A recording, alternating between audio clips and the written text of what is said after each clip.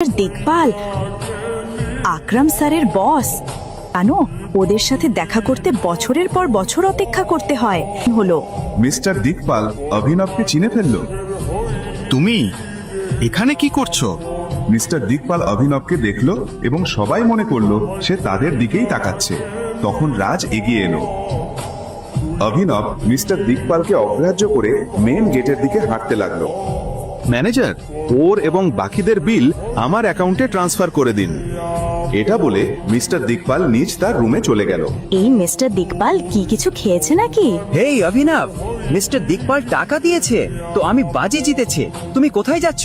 আর সেই যুক্তি অনুযায়ী অনন্যা এখন আমার। আর আজ রাতটা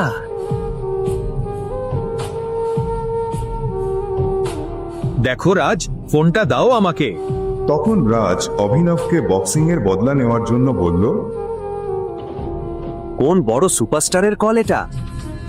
বারবার বাজছে, ফোনটা রিসিভ করে দেখা যাক। দেখ, তোর সব রাগ আমার ওপরে দেখা, কিন্তু ফোনটা ধরিস না।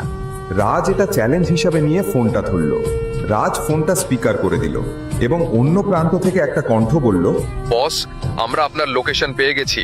আমরা আপনাকে আনতে আসছি, কিছু গুরুত্বপূর্ণ আছে।